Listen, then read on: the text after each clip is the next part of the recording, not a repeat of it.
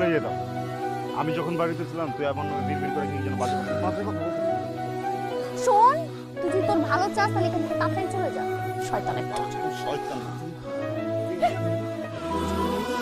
কপাল ভালো, চোদ্দ গোষ্ঠীর কপাল। আমি তোরা তোর বাচ্চা ফাউ খাইতে হ্যাঁ, আরো একটা মহল্লার ভিতরে তোর একটা নাম হয়ে গেছে। কোন অসুন্দর বলে তোরা প্রপোজ করার সাহস পেবো না। জানি বেস্ট ফ্রেন্ড এত সুন্দর, বয়ফ্রেন্ডটা কেমন ছিল? আমার কপাল খারাপ যে তোর মতো একটা ছেলের সঙ্গে আমার বন্ধুত্ব হয়েছিল। কেন যেই ছেলেটার সঙ্গে আমার পরিচয় হয়েছিল। হ্যাঁ, কপাল খারাপ না? কপাল খারাপ, আমার তোর বন্ধু কপাল খারাপ। আমাদের টাকা পয়সাগুলো খেলা সেটা কিনবো। হ্যাঁ, মারবি না, তুই আবার মারবি না। আমার টাকা খাবি আর আমার অপমান করবি। তোর মার সামনে কি অপমানটা করলি আমার? তুই কাজ ঠিক করছস? তাই তোর কাছে প্রথমবার আমি অপমান করছি। তবে হ্যাঁ, আমি একটু পরে তোদের বাসায় যাব, আন্টির কাছে যাবি?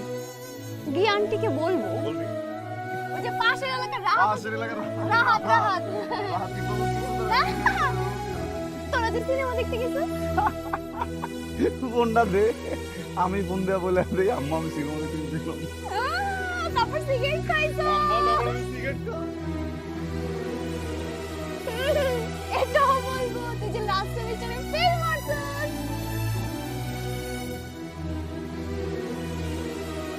আমি নিচে হ্যাঁ, ক্লাসের মধ্যে আমার